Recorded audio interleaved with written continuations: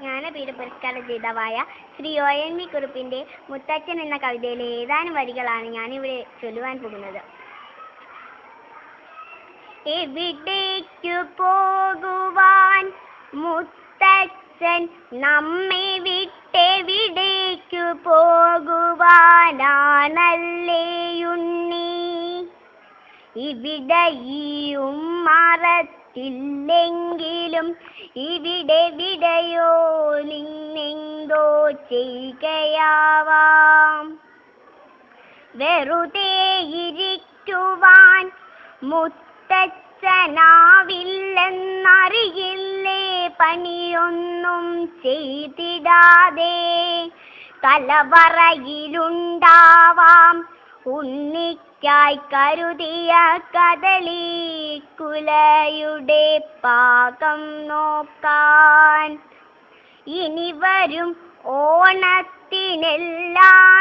എത്തുമ്പോൾ ഇളവനും വെള്ളരിയുമൊക്കെ വേണ്ടേ? എവിടേക്കു പോകുവാൻ മുത്തച്ഛൻ നമ്മെ വിട്ടെവിടേക്കു പോകുവാനാണല്ലേ ഉണ്ണി? തൊടിയിലെങ്ങാനും പോയി നിൽക്കയാവാം വീണ പടവലത്തിൻ പന്തൽ നേരെയാക്കാൻ.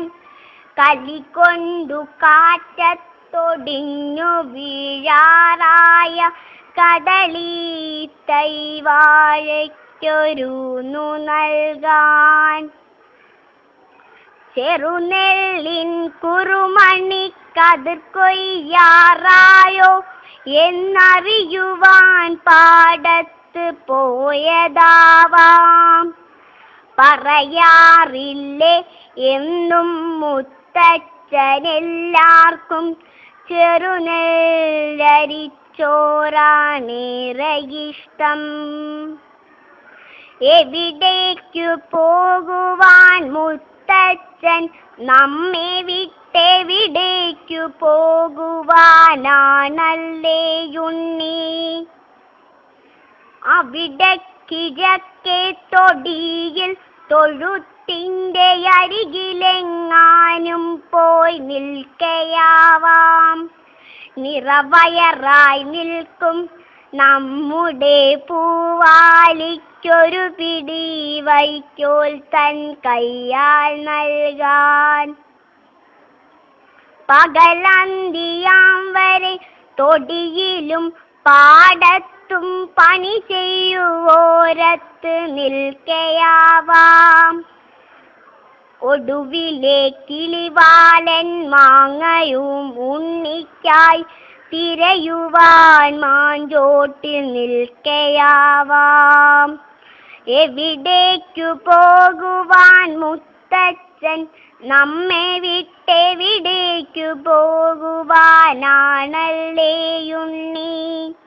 മഴ പെയ്തു പുഴ കുത്തി ഒഴുകുന്നതു കാണാൻ പുഴയോരത്തെങ്ങോ പോയി നിൽക്കയാവാം. ഒരു മീനിനെ കൊത്തിപ്പാറുന്ന പൊന്മയിൽ വെറുതെ ശകാരിച്ചു നിൽക്കയാവാം. ഒരു കൊച്ചരി പ്രാവി മുറ്റത്ത് വന്നാലോ അരിമണി വിതറുന്ന മേളമല്ലേ?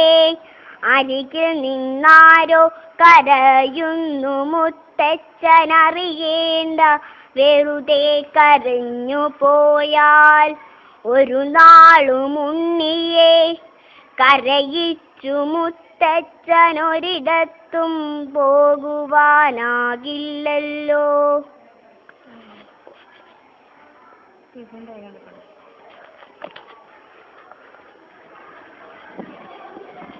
അത് വന്നിരിക്കുന്ന പറയാൻ തുടങ്ങുമോ?